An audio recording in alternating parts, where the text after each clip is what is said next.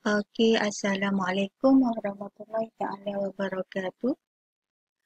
Tutorial kali ini saya ingin tunjukkan bagaimana ibu bapa boleh menyemak keputusan PBD dan WASA anak masing-masing melalui sistem semakan keputusan pentaksiran atau pun dikenali sebagai SSKP.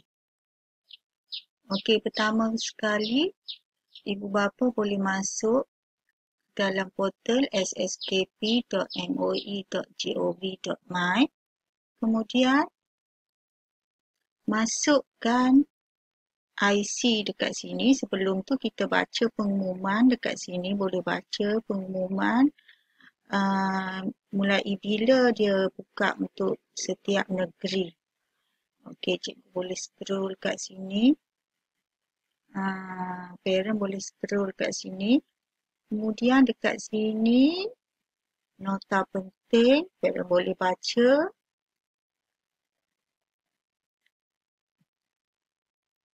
Okey, sekarang kita cuba masukkan ID pengenalan, kad pengenalan ibu bapa penjaga yang berdaftar.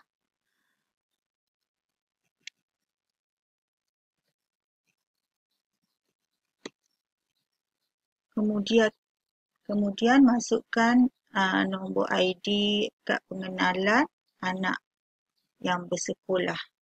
Lepas tu kita tekan semak.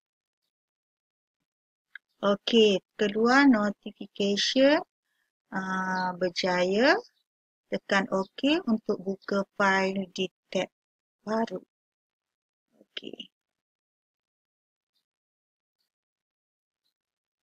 Okey, password required untuk dokumen PDF ni, maksudnya untuk laporan PBD dan WASA anak masing-masing ada password.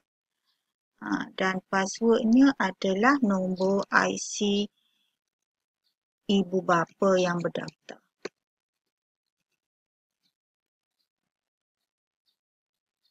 Okey, bila keluar macam ni, ni merupakan keputusan lah. Keputusan untuk anak masing-masing yang dicari. Okey, boleh terus download ataupun save untuk rujukan di kemudian hari. Okey, itu sahaja tutorial kali ini. Semoga dapat membantu proses melayari sistem ini. Okey, sekian. Terima kasih.